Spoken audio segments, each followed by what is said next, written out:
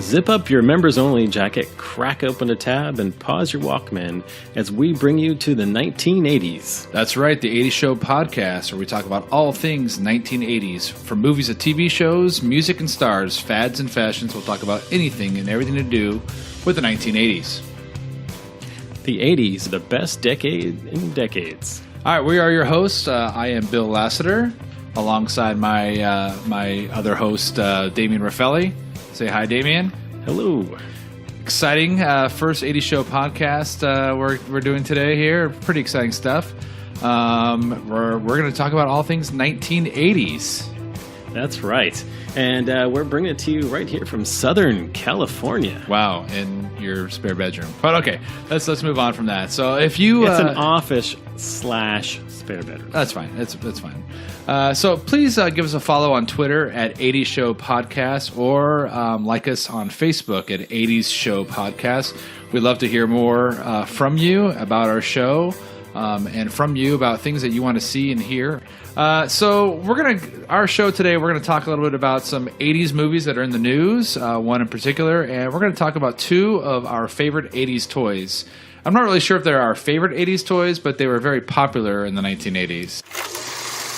We're from the future. How's it going, dude?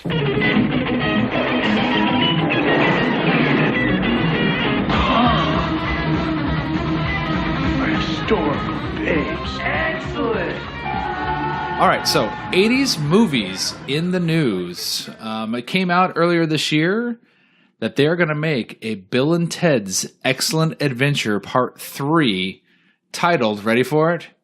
Bill and Ted Face the Music. What do you think about that, Damian? I think it's most heinous. Do you really think it's most heinous? I think it's going to be. I think it's going to be most excellent, actually. You know what? I wasn't excited until I heard that Keanu Reeves and Alex Winter are attached to it, and the original writers, I think, too. Right? Yeah. So currently in pre-production, the movie has been written by the franchise's creators, Chris Matheson and Ed Solomon. Chris Matheson wrote Imagine That, and Ed Solomon wrote Men in Black from the 1990s. Classic 80s film, yeah. Yeah, so, but they wrote the original Bill and Ted, so I think that's pretty cool that they're part of it. Alex Winter and Keanu Reeves were quoted by saying they came out with a joint statement that said, "We couldn't be more excited to get the whole band back together again. Chris and Ed wrote an amazing script, and with Dean at the helm, we've got a dream team." So Dean Perso was the original director as well. He also directed Galaxy Quest. Ooh, that's a favorite. Yeah, Tim Allen. Yeah, that's a good movie too. So anyway, are you excited about it or just me? Well, is George Carlin going to be coming back? Poor George Carlin passed away a few years ago, I think, Damian. But they have a time machine. You know, that's a good point. But here's the catch, though, right? Bill and Ted's, what was a time machine? The time machine was a phone booth. When's the last time you saw a phone booth? 1980 something. Yeah, right. Exactly. Well, you know, I was at a concert at the Hollywood Bowl a couple weeks ago, and they have old phone booths there, but now it's just charging stations. You can charge your cell phones in the phone booths. I'm sure my kids don't even know what a phone booth is. It's very hipster. It's very hipster, actually. So here's a trivia question. How much did it cost to use the phone booth in Bill and Ted's Excellent Adventure? What was the monetary unit on the phone? To dial a call? Yeah, dial a call, apparently. Well, it would be like a quarter back then, or what? How much? 20 cents. 20 dimes. cents. Two dimes. Ooh, you can save money. It's less than a quarter. So yeah, 80s. That's not bad. Well, I did see, the other thing that I saw about the cost of the original Bill and Ted's Excellent Adventure was it cost $10 million to make that movie. And just watching the special effects, I'm not sure they spent that money wisely. No, they did not. But even by late 80s standards, those special effects were pretty sad. Yeah, it wasn't too great, but I enjoyed the movie. We rewatched it, and we were just cracking up watching it. Yeah, it was a very entertaining movie. It's on Amazon Prime, by the way, for those of you who want to watch it free, or you can download it, I'm sure legally somewhere on the internet as well.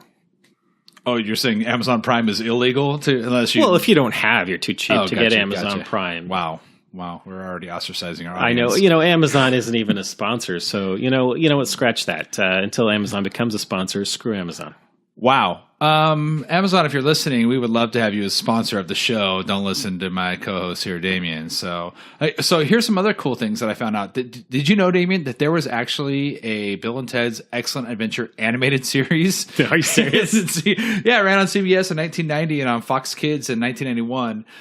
And there was actually a live action series that ran. It only ran 7 episodes, so it was quality, right? I don't know how I missed that one. Yeah, and so of course none of the original characters actors were in the live version. However, was there too much of a script for Keanu? They didn't say "whoa" too many, enough times. Actually, he says "whoa" a few times in Bill and Ted's. He does have a lot more lines in Bill and Ted than he does in most of his movies. Okay, all right, I'll go with it. He has to philosophize with Socrates, so there's Socrates. that. Socrates, yeah, so here's an interesting thing. So who was the only character in the movie that they go back in time, obviously, and they get some characters from the past to present their history final. Who was the only one that got to stay in San Dimas while they were going on these adventures? Oh, that was Napoleon. Yeah, it was Napoleon. That's right. And so they were in San Dimas, which if you're from Southern California, you know San Dimas is where Raging Waters Waterside Park is. But they took Napoleon to the Waterside Park in Bill and Ted's. And the name of the water park, do you know what that was? Ooh, you've got me there, Bill. It was called the Waterloo. Oh, isn't that good? That's good, right? Yeah, that's good. So that's clever. That's classic writing, right? The 1980s writing right there. So the other thing that we commented on while we were watching was the fact that they kind of have a music montage where they're getting some of the characters from the past, which is a total 1980s movies move. Classic 80s montage. I miss a good montage. Rocky, all these movies have the best montages. Yeah. But, going back to special effects, one of my favorite parts was the top of the phone booth. I knew you were going to do this. Yep. The antenna is just the skeleton of an umbrella. Yes. That's big dollars. I mean, those umbrellas go for $5-6. So yeah. Easy. In 1980s times, that's a lot of money right there. And they're hard to find in Southern California. We don't get a lot of rain here. That's probably what it was. Do you even own an umbrella, Bill? Yes, I do. Do you know where it is? I think it's in my closet somewhere. I'm not sure. When was the last time you used an umbrella in Southern California? It's been a while, although sometimes I use it when I'm outside in the hot sun, to be honest with you. So, Bill, you grew up in Southern California. Did you talk like Bill and Ted? Whoa, man, gnarly, dude. They were just the stereotypical surfer dude personas, which is funny because they were in the movie takes place in the IE, in San Dimas, which is not that close to the beach, but I think they're just trying to put on that California surfer, whoa, excellent personas or whatever. But I didn't talk like that. Maybe dude every once in a while. I still say dude a lot. But they just totally over the top, just selling that Southern California culture, I think, is what they're trying to do in the movie. Yeah, and San Dimas is a pretty good jaunt from the valley. Yeah, right. Exactly. They're definitely trying to pretend like they're from the valley or whatever. But I also appreciated the fact that Ted, Keanu Reeves' character during the movie, was wearing a Van Halen t-shirt, which is, as you know, Damian, my favorite band. Yes, I've known that for quite a while. That's right. Though. So, Sammy, if you want to come on the podcast sometimes, we'd love to have you. Sammy Hagar, there's a shout out to you. So. We have the same birthday, Sammy Hagar and I do. So, and he's also from Southern California. Grew up, I believe, in Fontana. He grew up in Fontana. Mistaken. Yes, we could do a whole episode on 1980s music, 1980s rock, and we will. Okay, we will for sure. In fact, Bill and I saw the Red Rocker, Sammy Hagar, in concert just a few years back, and we may even talk about that. But that's right. That's not what we're talking about right now. It has nothing to do with what we're talking about. So what do you think about Bill and Ted's Excellent Adventure Part 3, Bill and Ted Face the Music? What are your thoughts about the plot? We didn't even talk about the plot. Why don't you talk about the plot a little bit? Well, okay, he doesn't know. He's looking at me. Yeah, I don't know what the plot was. You read about the plot. I do the research around here. So what the plot is the writers described it sort of like a Christmas Carol where Bill and Ted Theodore and Bill S. Preston Esquire and Ted Theodore Logan. Yes, Logan. Thank you. It's like they look back at their life and they realize they haven't made that the music and the song that they thought they were going to make, and they didn't reach the future that we saw in Bill and Ted's Excellent Adventure. And then also, wait. Wild Stallions doesn't make it? Apparently not. So they have to go back in time, I'm assuming. Okay. Unless it's go back in time. Forward in time. To themselves back in the 80s? That's what I'm not sure. Okay. But apparently they're going to bring their daughters with them. So just like all of us who grew up in the 80s, we're now questioning a lot of our life choices. That's so true. Very nice. Very nice. So they're bringing their daughters back in time, but to fix the future? Wow, this sounds like several 80s movies that we've seen. I'm sure there's no logic gaps in the time travel either. Yeah, right. It'll be solid. I'm sure. Well, you know, I am excited to see the two of them back together again. I don't know who's playing their daughters or whatever, but I think it'd be cool to see Keanu Reeves and Alex Winter, who I haven't seen really him in anything since. But I think it'd be kind of cool to see them. It'd be very nostalgic. Absolutely. And speaking of Keanu Reeves, did I ever tell you about the time I actually saw, I didn't really meet him, but I saw Keanu Reeves? Yeah, only about 100 times. Why don't you tell the audience now, Damian? Well, yeah, this will be your 101st time, the first time for the audience.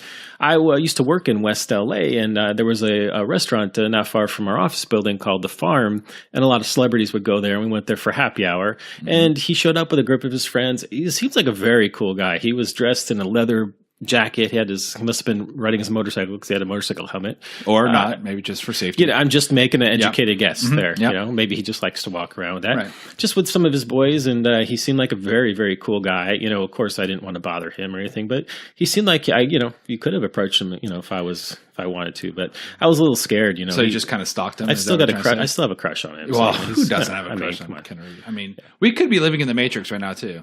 I actually believe we are. Different decade, but we'll, you know. Wow, is that another podcast we're going to do? Yes, it is. Are we in the Matrix? So what we want to ask our audience here is, do you want to see Bill and Ted Face the Music, Bill and Ted's Excellent Adventure Part 3? So tweet us at 80 Show Podcast. Let us know what you think. You can use the hashtag Bill and Ted's 3. That's hashtag Bill and Ted's 3 at 80 Show Podcast. Let us know if you want to go see Bill and Ted Face the Music, which they said we'll start filming early 2019, so we're not sure exactly when that's going to be released. But yeah. I'm definitely going to go see it for sure. Oh, absolutely. We'll definitely have a movie date. We'll go see it, and we'll maybe bring our wives too. So one thing that's interesting that they had trouble raising money for this because most of the movie studios would have preferred to do a reboot with new characters, new actors. Yeah, I definitely would not have seen that. So one of the things we want you to do when you tweet to us is to let us know: would you rather see the reboot or a sequel like they're doing now as well? So A, are you going to see it? And B, you know, if you have any thoughts on that, would you see it if it was a reboot or a remake? And you know what? Use Roman numerals in that hashtag too. Don't be lazy and use the numeric 3. Use Roman numerals. Come on. You want class up the joint a little bit. You want class Bill up the Ted's joint. I. Is that what you're trying to say? Yeah, absolutely. All right. And don't use an ampersand. Don't be lazy. Don't worry about wasting a few characters on Twitter. Ampersand. You need an ampersand to tweet us at 80 Show Podcast. It's ampersand. Wait. No, that's an @ symbol. Ampersand. Oh gosh, I don't know my basic keyboard things. I'll bet you call hashtag a pound symbol still too, don't you, Bill? Isn't that what it is? No. You know what? If you were born in the 70s, 80s, and you grew up in the 80s, like we grew up in the 80s, it's a pound sign. Okay. Yep. That's right. A pound. And if you're a millennial and have no idea what that means, you know, just turn off the podcast now. We don't really give a crap. All right. So we're moving on now. Wow. Anything else you have to say about Bill and Ted's Excellent Adventure or Bill and Ted's I'll tell you what, Music? a funny fact about me and my family is my boys and I and my wife, we saw the movie a couple years ago. It was on Netflix or something, and we watched the movie together. And right afterwards, so this is kind of weird thing about our family. We always name our cars. Our cars have a name. And so we saw that movie, and right now the car that my wife drives, a Honda Fit, its name is Rufus, because of the character that George Carlin plays in the movie, Rufus, who comes back in time from 600 years in the future to meet Bill and Ted. So, interesting 80s fact by Bill Lasseter. That is a great story. We're all better for knowing that. Thank you, Bill. The fun is back. Oh yes, siree. It's the 2600 from Atari. It's the video system with classics galore, from Space Invaders to cars that roar. A real hip joystick controls the screen. Solaris is hot and Midnight Magic's mean. And one more thing, it's got a special low price, under $50. $50? Now isn't that nice? The fun is back. Oh yes, siree. It's the 2600 from Atari. All right, so now, Damian, we're going to talk about our favorite 80s toys. And so here's the thing, guys. I'm just going to let the audience know about this. So really, this 80s show was came up. Damian's the one that really came up with the concept of this. And so he kind of gives me the some of the crap assignments on this. So I'm not going to say it's crap assignment because it is exciting for some people. But Damian gets to talk about laser tag while I get the privilege of talking about Cabbage Patch Kids, which we'll get to in a little bit. But Damian, why don't you go ahead and talk about your favorite 80s toys, laser tag.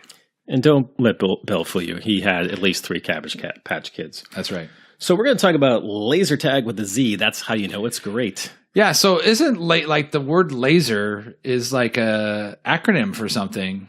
I'll look that up. Yeah, it's light amplification something. Yeah, I think it is light amplification something. Yeah, I got a couple of them. Yeah, it's close enough. But next time you're going to drop a trivia question on me, let me do a little research on it first. Thanks. We did not plan that. Thank you, Bill. And then make me look stupid. So speaking of laser tag, did you know it's actually infrared? It has nothing to do with lasers. It was a technology created by the military using infrared to train military soldiers. So what do you do with a military technology like that? Absolutely create a toy out of it. Yeah, you got to have the kids be trained on it from a young age. No problem. It was the 80s. Yeah. We were in a Cold War. Wolverines. Wolverines! For sure. So it really was one of my favorite toys growing up is laser tag. I mean, I begged my dad to get that for me, and he had to go searching for it before Christmas. I still hear about it, 30-something years later. Tim talking about how he had to go out and find it, and yeah, I just don't want to hear that story ever again. Okay. It was a great toy. Well, it's funny that, things that are old are new again. I mean, it became popular again. I mean, there's still laser tag places that you can go play at today. I haven't really seen a lot maybe there are some on the market that you can play now, but I do remember the commercials were pretty badass actually for laser tag. Yeah, they were very exciting. That was the most awesome thing about laser tag, that the advertising in the 80s was the best. It just hooked in kids. It's like, you're not going to survive if you don't have this toy. But they stepped it up with the laser tag commercial. It was almost like a movie. It was an apocalyptic dystopian future. It was a concrete bowl that the actors dropped into on skateboards, firing their laser tag guns at each other. And it was exciting, and there was drama. And, of course, if you're going to be on a skateboard, you can shoot your laser tag at somebody. I mean, that was everybody's dream. Well, yeah, when I think of skateboarding, I think of shooting people with lasers, for sure. Absolutely. It was exactly like the movie Escape from New York, and that's how you felt when you had a laser tag gun. So let me just tell you about this. For those of you who aren't familiar with laser tag, Bill said, there are laser tag arenas around the country. In a strip mall near you, there might be one. Yeah. If you're a fan of How I Met Your Mother, Barney was a huge laser tag fan and laser tag champion, apparently. So the one I had, it was a black, very futuristic sci-fi looking pistol, had a red stripe down it. It didn't really look like a gun to me, a very futuristic, maybe something you'd see in Battlestar Galactica. It was called the Starlight Pistol. And the kit came with a nylon belt and harness that you put over yourself. And then in the middle, like kind of in the middle of your chest, there would be a sensor. And that was the target for your opponents to shoot at. So I kind of remember that.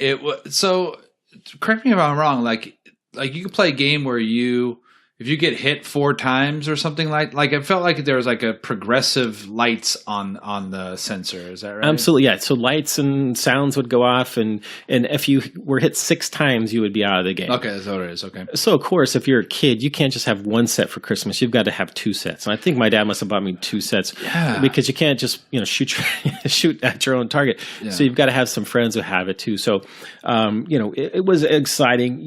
I only had the base level kit.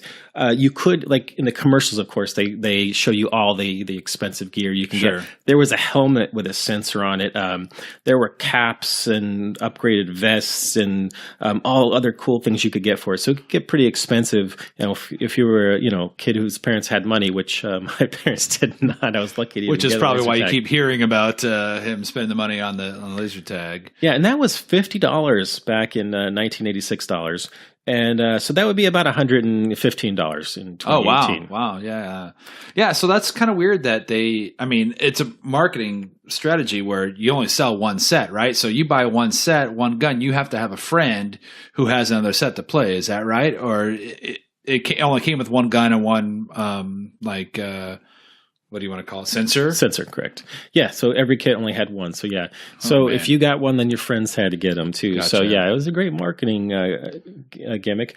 It was actually created by a toy company called Worlds of Wonder. Okay. And they were famous because it was founded by former executives from Atari. Oh, okay. So what they did is they took their technology, the high-tech, industry that they came from, video games. I don't know if you could call 80s video games high tech, but they took the Pac-Man technology and they brought it into the toy world outside of video games. And their first big toy for Christmas of 1985 was Teddy Ruxpin. Oh, yeah, of course, Teddy Ruxpin. That's a creepy looking bear, by the way. It was very creepy. We'll probably do a future episode on Teddy Ruxpin. I don't know. I think it was the inspiration for the movie Ted. I think probably I could see that. I mean, a creepy talking bear. Teddy Ruxpin, I don't think smoked weed with you, but I didn't have one myself, so I'm not sure. Worlds of Wonder was a big company. It was really a flash in the pan. That's why you don't hear about them now. Yeah. But they were a public company. They went big very quickly. They started, their big toy in Christmas 1985, Teddy Ruxpin. Then in the next year, 1986, their next big toy, their follow-up was the laser tag. Okay. And they actually set a record for growth of public companies back in the fiscal year ending in March 1987. They made about $330 million. They were profitable. But, they grew way too fast. And they were actually bankrupt by the end of 1987. They filed for Chapter 11. Really? So they grew too fast. They had logistical issues. Their costs were too high. And then, of course, those of us were kind of young, but we remember Black Monday in October 1987. There was a big stock market crash, and that also hurt them. And then the other thing was there was a huge controversy around what people called war toys. There was this huge thing. They said it was a war toy.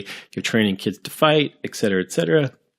What really ended the big run for Worlds of Wonder toys was there was an unfortunate incident in the spring of 1987, and a sheriff deputy shot someone who actually had a laser tag gun. He thought it was a real gun.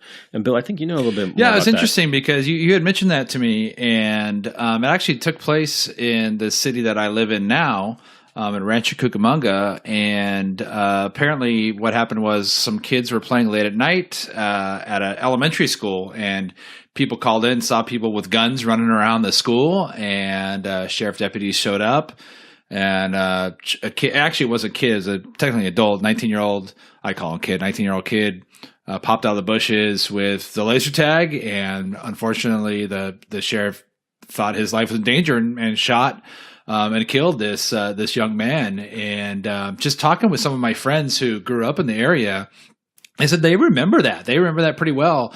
And that the fact that happened, like a lot of people were like, well, they shouldn't be playing with those war toys, as you mentioned earlier. And of course, very tragic, very sad.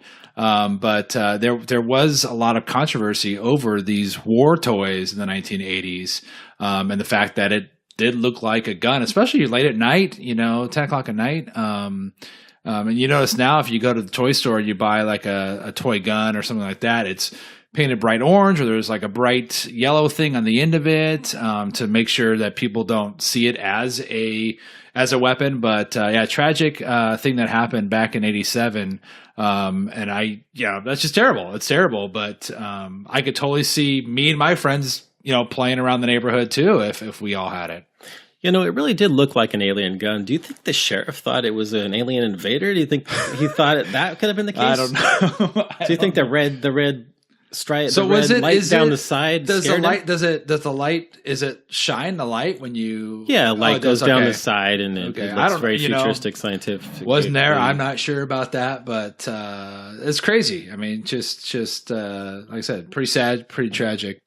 That was my favorite toy, Bill. Thanks for bringing that down for So me. you know what's interesting, Damian, is the 1980s. There's so many funny things about lasers. I was thinking about when Reagan was president, he introduced this Star Wars Defense Initiative, or the SDI is what it was called, and what we're going to shoot down Russian nukes with? Lasers in the sky, right? I mean, lasers was just a huge thing. And this is funny. I remember sometime in elementary school we had one of those assemblies that came in. It was probably like a DARE assembly, anti-drug assembly or something like that.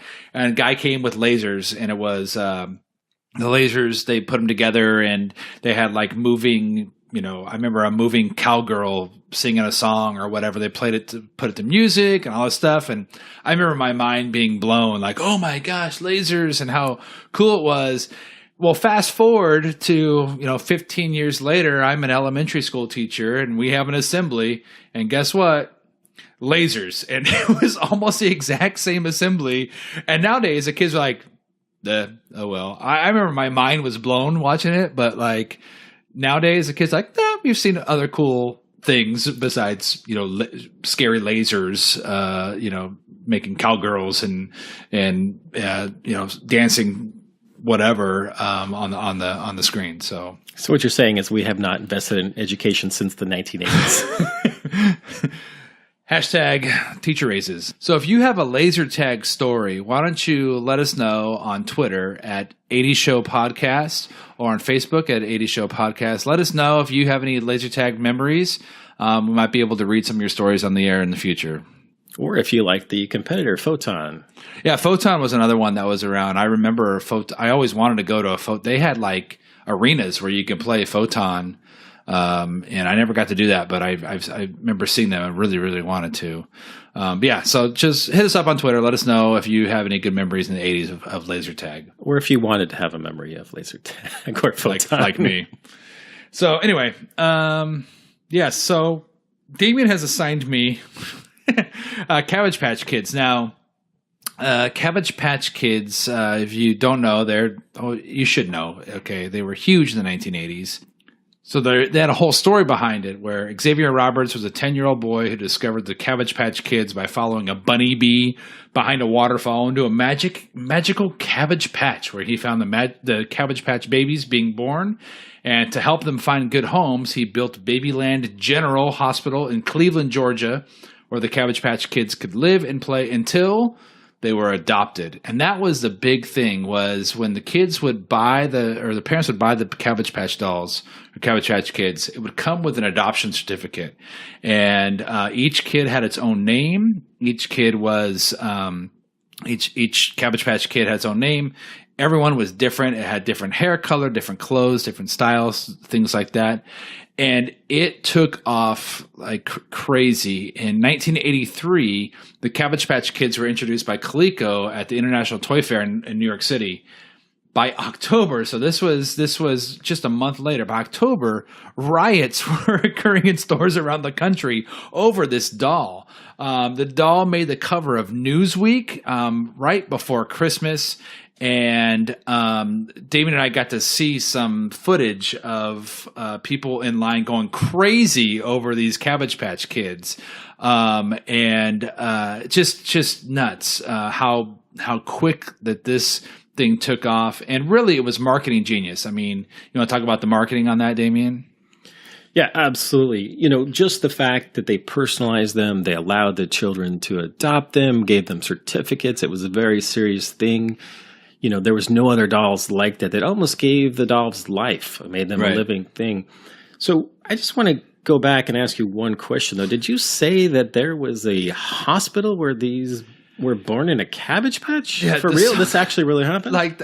So I don't know. Like, we saw some video footage of this Cabbage Patch hospital where they pretend to pull the dolls out of a Cabbage Patch, and they have like So a head of cabbage is giving birth to a child. Is that what you're saying? Yes. Well, I saw the guy, he pulls it out, and then it's, naked, and then they pretends to cut an umbilical cord from the Cabbage Patch, and very odd, very strange, but Sounds very smelly too. yeah, I guess it wasn't an actual Cabbage Patch. It was like felt Cabbage Patch, I guess. But sure enough, it was crazy, and we saw that the average price was somewhere between $20 and $40, which in today's dollars are between $50 and $100, depending on when you got them. And so, yeah, there were riots occurring. We saw footage of people being trampled.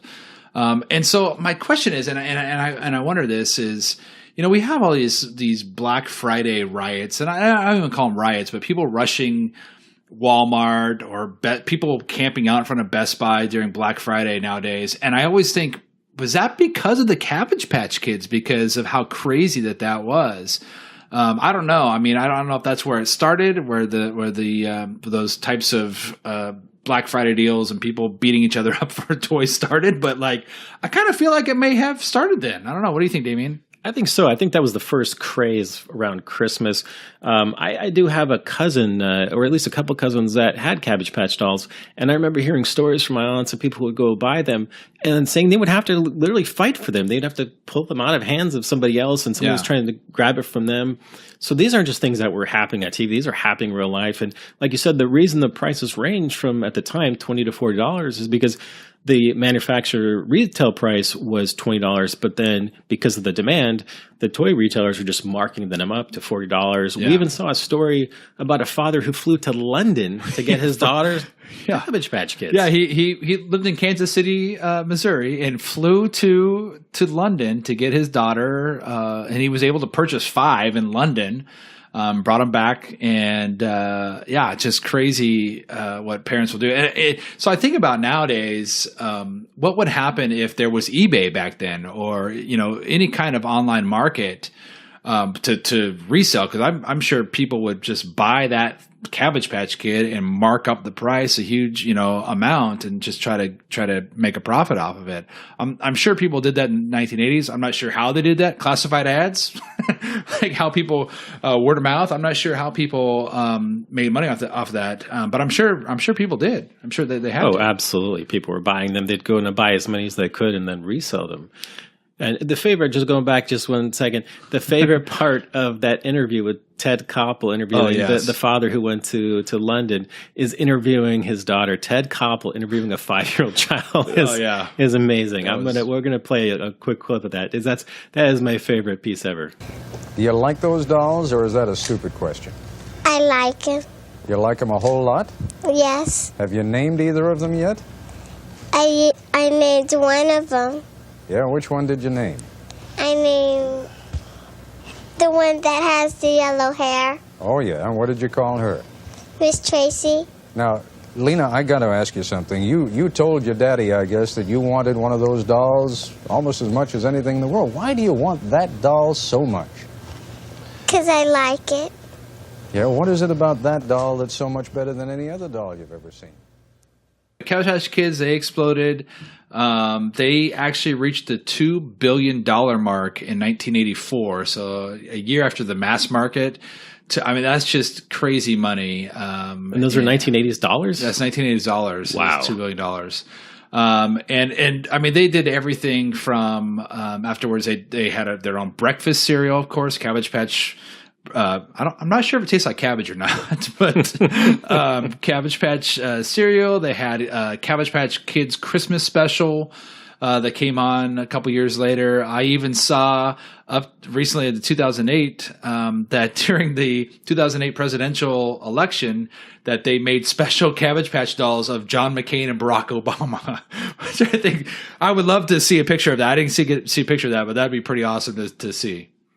And you know what? Also, it spawned the parody Garbage Pail Kids. Well, do you remember those? Gosh, of course I remember Garbage Pail. I wish I still had some of my Garbage Pail Kids. I mean, I remember trading them on the back of the bus, driving to and from school. And I remember it was a big outrage. Like parents didn't like them because of the names of them and stuff. And I loved Garbage Pail Kids. They're still very collectible. In fact, we're going to cover that in a future episode. I really just thought of that. I really missed those. That sounds good. And so a personal story about Cabbage Patch Kids is my grandmother, she really, really wanted one. And my mom was able to get one for her. A coworker had waited in line for hours and hours and hours at a toy store, got two, brought them to work, and my mom was able to convince him to give her one of the dolls to give to my grandma. And my grandma was just so happy with it because the name of the doll was Tara, and Tara was apparently the Plantation and Gone with the Wind, and that was my grandmother's favorite movie. So it's kind of a cool story. So I was talking to my mom today on the phone, and she said, "Hey, do you still have that? That my grandma's long gone, but do you still have that Cabbage Patch Kid?" And she said, "You know what? About a year ago, she gave it away to a charity that she works with, and she said that she hopes that a little girl would be able to have it and care for it and stuff like that." And I'm like, my thought was some person's gonna find it and put it on eBay. I hope that's not the case, but that was my first thought, was someone was gonna do that. But I hope it ended up with some kid somewhere who needs it. So. I just have one last question for you, Bill. What was the name of your Cabbage Patch doll?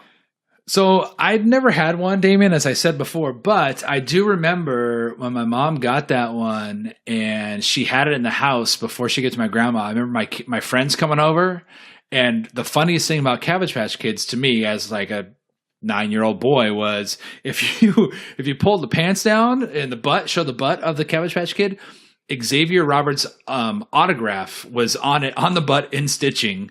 And I always thought that was, hey, look at this butt. Someone's name's on there. The first, the Cabbage Patch Kid, the first doll to have a tattoo on it. There you go. There's some trivia right there for you. Was that the invention of the tramp stamp, you think? That could be on a Cabbage Patch Kid. That's probably true.